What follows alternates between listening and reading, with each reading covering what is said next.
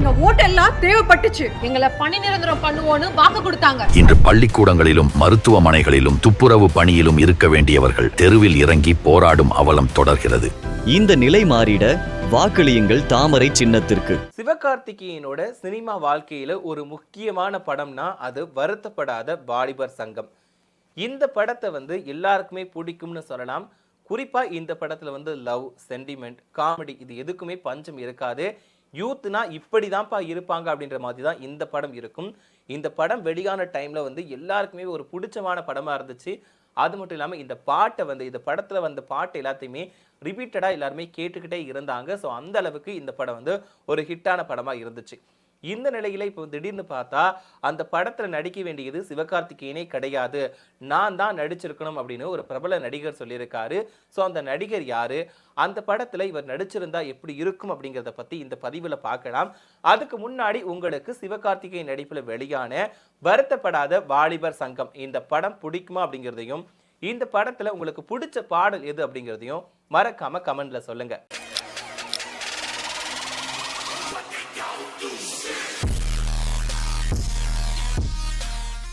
வருத்தப்படாத வாலிபர் சங்கம் இந்த படத்தை பொன்ராம் இயக்கியிருந்தாரு. இந்த படத்துக்கு இமான் இசையமைச்சிருந்தாரு.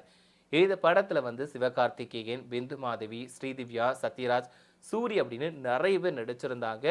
இந்த படம் ஒரு டைம்ல வெளியான அப்போ எல்லாருக்குமே ஒரு பிடிச்சமான படமா இருந்துச்சு. ரிப்பீட்டடா எல்லாருமே பார்த்துக்கிட்டு இருந்தாங்க. ஏன்னா அந்த அளவுக்கு ஒரு காமெடி கலந்த படமா இருந்துச்சு இந்த படம். சிவகார்த்திகேயனோட சினிமா லைஃப்ல இந்த படம் ஒரு இன்றியமையாத படம்னு சொல்லலாம். ஏன்னா அந்த அளவுக்கு இந்த படம் சிவகார்த்திகேயனுக்கு பேர் வாங்கி கொடுத்துச்சு. ஒரு டைமுக்கு மேல சிவகார்த்திகேயன் வெளியே தெரிய ஆரம்பிச்சிட்டாரு. அவருக்குமே ரசிகர்கள் உருவானாங்க. ஆனா இந்த வருத்தப்படாத வாலிபர் சங்கம் இந்த படம் மூலமா சிவகார்த்திகேயனை எல்லாருக்குமே பிடிக்க ஆரம்பிச்சது. குறிப்பா சூரியுமே மக்கள் மனசுல போய் சேர்ந்தாரு. ஏன்னா சூரியுமே நிறைய படங்கள்ல காமெடி பண்ணியிருந்தாலும் இந்த படம் மூலமா எல்லாருக்குமே பிடிச்சமான ஒரு நபரா மாறினாரு. இதுல ஸ்ரீதிவ்யா எல்லாருமே ஏத்துக்கிட்டாங்க. எப்பா யாருப்பா இந்த பொண்ணு இவ்வளவு அழகா இருக்காங்க, ஹோம்லி லுக்ல இருக்காங்க, சே கரெக்டா இருந்தாங்க இந்த படத்துக்கு அப்படின்ற மாதிரி தான் சொன்னாங்க. ஏன்னா அந்த அளவுக்கு சிவகார்த்திகேயன் அப்புறம் ஸ்ரீதிவ்யா இவங்களோட பேர் நல்லாவே ஒர்க் அவுட் ஆச்சு. இதுல சத்யராஜோட நடிப்பையும் சொல்லவே முடியாது, ரொம்பவே நல்லாவே நடிச்சிருப்பாரு. ஒரு அப்பா கேரக்டர்ல நடிச்சிருந்தா கூட பொண்ணுங்க காதலிக்க கூடாது, அப்படி காதலிச்சா அப்படின்னா காது அறுத்துருவேன் அப்படின்ற ஒரு ஸ்டேஜ்ல எல்லாம் இவர் இருந்தாரு. ஸோ இவருமே ஒரு மிரட்டலான நடிப்பை கொடுத்திருந்தாரு. ஸோ அந்த டைம்ல சிவனாண்டி அப்படின்ற பேர் ரொம்பவே ஃபேமஸ் ஆச்சு. ஏன்னா அந்த அளவுக்கு சத்யராஜ் ஒரு நல்லா நடிச்சிருந்தாரு. பட் கடைசியில யாருமே எதிர்பார்க்காத ட்விஸ்ட்டை சத்யராஜ் கொடுப்பாரு. ஆரம்பத்தில் ஒரு டெரரான அப்பா நினைச்சா கடைசியில் பார்த்தா இவர் காமெடியனா நடிச்சிருப்பாரு. ஏன்னா அந்த அளவுக்கு படத்தில் எதிர்பார்க்காத ட்விஸ்ட் இருந்திருக்கும். ஏன்னா லதா பாண்டி அப்புறம் சிவகார்த்திகேயன் இவங்க ரெண்டு பேரையுமே நான் கொன்னுட்டேன் அப்படின்னு சொல்லுவாரு. கடைசியில் பார்த்தா ரெண்டு பேரையுமே இவர் ஒரு இடத்துல தங்க வச்சு பத்திரமா பார்த்துட்டு இருந்திருப்பாரு. ஸோ கடைசியில தான் இந்த உண்மையே தெரிய வரும். இந்த படத்தை எடுத்துக்கிட்டோம்னா சிவகார்த்திகேயன் போஸ் பாண்டி அப்படின்ற கேரக்டர்ல நடிச்சிருப்பாரு.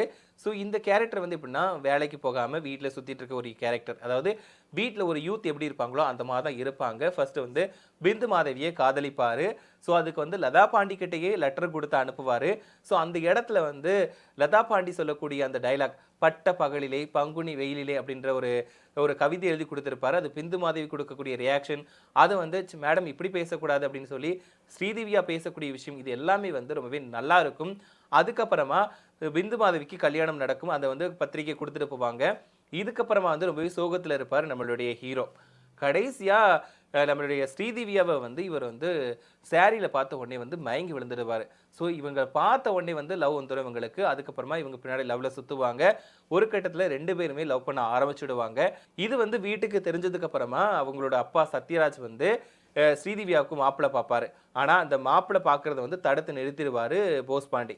ஸோ இப்படிதான் இந்த கதை போயிட்டு இருக்கும். இதுல இடையில ஒவ்வொரு பாடல் வர்றது அவ்வளவு நல்லா இருக்கும். இன்ட்ரோ சாங் வருத்தப்படாத வாலிபர் சங்கத்துக்கு ஏற்ற மாதிரி அந்த டைட்டிலுக்கு ஏற்ற மாதிரி சாங் இருக்கும். இந்த சாங் எல்லாருக்கும் பிடிச்சமான சாங்கா இருந்துச்சு. ஏன்னா நான் சொன்ன மாதிரி இந்த படத்துல இருக்கக்கூடிய எல்லா பாடல்களையுமே எல்லாருமே ரிப்பீட்டடா கேட்டுக்கிட்டே இருந்தாங்க. ஸோ அந்த அளவுக்கு ஒரு பாடலா இருந்துச்சு. அதுக்கப்புறம் பார்த்தீங்கன்னா இதுல ஒரு சோகமான பாடலுமே வந்திருக்கும். ஏன்னா இந்த பொண்ணுங்களை இப்படி தான் தெரிஞ்சு போச்சுடா அந்த சாங்குமே ரொம்பவே நல்லா இருக்கும். லவ் ஃபெயிலியர் ஆன பசங்களுக்கு இந்த சாங் ஒரு ஒரு பூஸ்ட்னு சொல்லலாம். ஏன்னா அந்த அளவுக்கு எல்லாருக்கும் ஒரு செட் ஆகக்கூடிய ஒரு சாங்கா இருந்துச்சு. அது மட்டும் இல்லாமல் லதா பாண்டியை பார்த்த உடனே சிவகார்த்திகேயனுக்கு வரக்கூடிய அந்த ஊதா கலர் ரிப்பன் சாங் இதுவுமே ஒரு நல்ல சாங்கா இருந்துச்சு. அதுக்கப்புறமா ஸ்ரீதிவ்யாவுக்கு வந்து லவ் வரும்போது வந்து என்னடா என்னடா இந்த சாங்குமே வந்து ஒரு எல்லாருக்குமே பிடிச்ச சாங்காக இருந்துச்சு. சொல்ல போனால் இந்த படத்தில் எந்த பாட்டையுமே குறை சொல்ல முடியாது. எந்தெந்த சூழ்நிலைக்கு என்னென்ன சாங் வேணுமே எல்லா சாங்குமே வச்சுருந்துருப்பாங்க. எல்லாருக்கும் பிடிச்சமான ஒரு சாங்காக இருந்துச்சு. ஸோ நான் ஆரம்பத்துலேருந்து இப்போ வரைக்கும் சொல்கிறது இதுதான். அந்த டைமில் வெளியாகி எல்லாருமே ரிப்பீட்டடாக இந்த படத்தை பார்த்தாங்க. அது மட்டும் இல்லாமல் பாட்டை திருப்பி திருப்பி திருப்பி திருப்பி கேட்டுகிட்டே இருந்தாங்க. அந்த அளவுக்கு இந்த சாங் வந்து எல்லாருக்குமே பிடிச்ச ஒரு படமாகவும் சாங்ஸ் வந்து எல்லாருக்கும் பிடிச்ச ஒரு விஷயமா இருந்துச்சு. ஸோ இதில் வந்து சூரியோட அலப்பறைக்கு வந்து அளவே இருக்காது. ஸோ அவருமே அவரோட கேரக்டரை வந்து உள்வாங்கி ரொம்பவே ஃபன் பண்ணியிருப்பாரு. சூரிக்குமே லவ் வரும். அதுக்காக வந்து சிவகார்த்திகேயனை விட்டு பிரிஞ்சு போவார். அவருமே ஒரு தனியாக ஒரு சங்கத்தை ஆரம்பிப்பார். ஸோ இதெல்லாம் பார்க்குறதுக்கு ரொம்பவே ஃபன்னாக இருக்கும். சூரி அண்ட் சிவகார்த்திகேயன் இவங்களோட காம்போ அப்படிங்கிறது இந்த படத்துக்கு ஒரு ஸ்பெஷலான பெஸ்ட்டான ஒரு ப்ளஸ்ன்னு சொல்லலாம். ஏன்னா அந்த அளவுக்கு வந்து ரெண்டு பேருக்குமே வந்து நல்ல கெமிஸ்ட்ரி ஒர்க் அவுட் ஆகிருக்கும். லதா பாண்டிக்கும் சிவகார்த்திகேயனுக்கும் எப்படி ஒரு கெமிஸ்ட்ரி ஒர்க் அவுட் ஆச்சோ அதே மாதிரி சூரி சிவகார்த்திகேயன் இவங்க ரெண்டு பேருக்குமே வந்து கெமிஸ்ட்ரி வந்து நல்லாவே ஒர்க் அவுட் ஆச்சு. இந்த படத்தில் காமெடிக்கு பஞ்சமே இருக்காது. டைமிங்க்கு வந்து நம்ம பார்த்து பார்த்து சிரிச்சுக்கிட்டே இருக்கலாம். ஸோ அடுத்து என்ன நடக்க போகுது சிவனாண்டி என்ன பண்ண போறாரு அப்படின்ற மாதிரி தான் எதிர்பார்ப்பு நிறையவே வச்சிருப்பாங்க.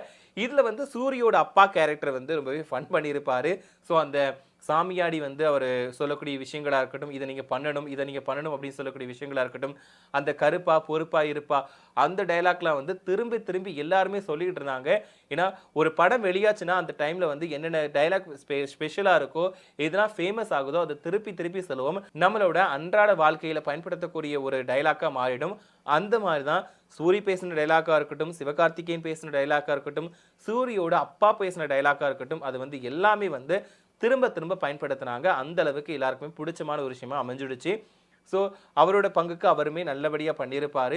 இதில் குறிப்பாக 4 பேர் 4 விதமாக பண்ணுவாங்க இல்லையா, அந்த கேரக்டரில் ஒரு 4 பேர் நடிச்சிருந்தாங்க. அதில் குறிப்பாக தண்டபாணி தான். அவனை விடாதீக வெட்டி கொள்ளுக அந்த டைலாக்லாம் பேசுகிறப்போ இதெல்லாம் ரொம்பவே நல்லா இருந்துச்சு. ஸோ குறிப்பாக சொல்லப்போனால் இந்த படம் ஃபுல்லாகவே ஃபன் இது மட்டும்தான் இருந்துச்சு. இடையில கொஞ்சம் சென்டிமெண்ட் காட்டியிருந்தாலும் சரி, ஒரு சோகத்தை காட்டினாலும் சரி, சிரிப்பை காட்டியிருந்தாலும் சரி, ஒரு காதலை காட்டியிருந்தாலும் சரி, எல்லாமே நல்லபடியாக ஒர்க் அவுட் ஆயிருந்துச்சு.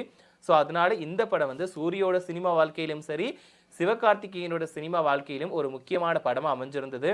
ஸோ இந்த படத்துக்கு அப்புறமா வந்து சூரி அப்புறம் சிவகார்த்திகேயன் இவங்க 2 பேருமே நிறைய படங்களில் சேர்ந்து நடிச்சிருந்திருக்காங்க. ஸோ ஸ்ரீதிவ்யா சிவகார்த்திகேயன் இவங்களுமே நிறைய படங்களில் சேர்ந்து நடிச்சிருந்தாங்க. ஸோ அந்த அளவுக்கு வந்து 2 பேருக்குமே கெமிஸ்ட்ரி அப்படிங்கிறது நல்லாவே ஒர்க் அவுட் ஆயிருக்கும். ஸோ இந்த படங்கள் வந்து இவங்க நடிச்சதுனால தான் நல்லபடியாக ஓடிச்சு அப்படின்ற அளவுக்கு வந்து எல்லாருக்குமே ரிஜிஸ்டர் ஆயிடுச்சு.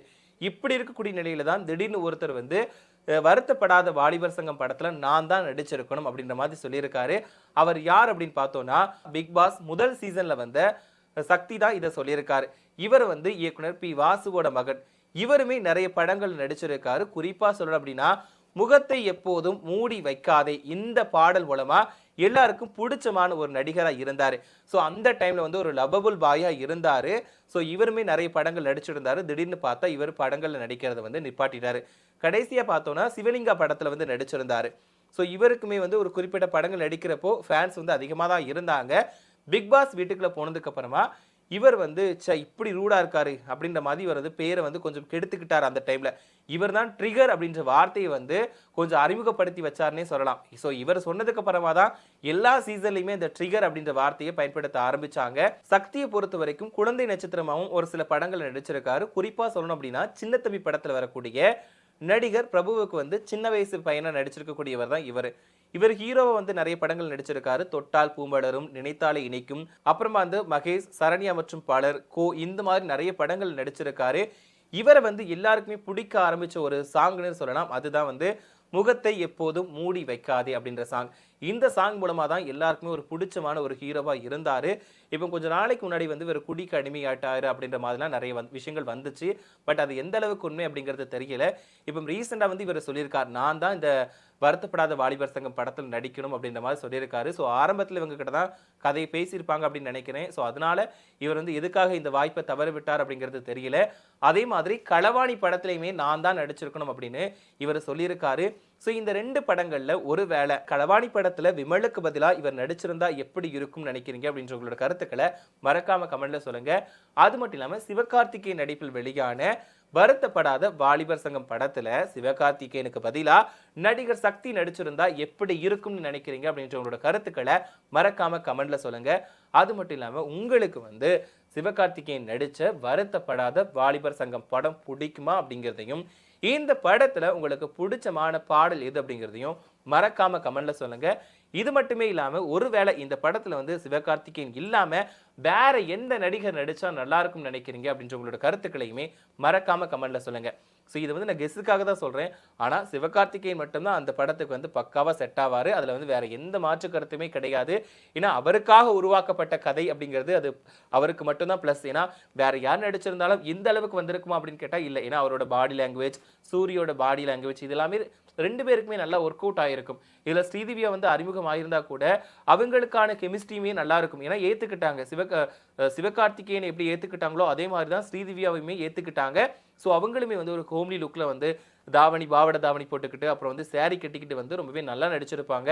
சரி இந்த பொண்ணு பரவாயில்லப்பா, ஃபர்ஸ்ட் படம் மாதிரி இல்லைப்பா, ரொம்ப நல்லா நடிச்சிருக்காங்க அப்படின்னா அவங்களையுமே தூக்கி வச்சு கொண்டாடினாங்க. சொல்லப்போனா பிந்து மாதவியே தூக்கி சாப்பிட்டுட்டாங்கப்பா ஸ்ரீதிவ்யா அப்படின்ற மாதிரி தான் எல்லாருமே சொன்னாங்க. அந்த அளவுக்கு ஸ்ரீதிவ்யா வந்து நல்லபடியா நடிச்சிருந்தாங்க. இவங்களோட பேருமே நல்லா இருந்துச்சு. ஸோ மறக்காம இதை பத்தின கருத்துக்களை கமெண்ட்ல சொல்லிட்டு போங்க.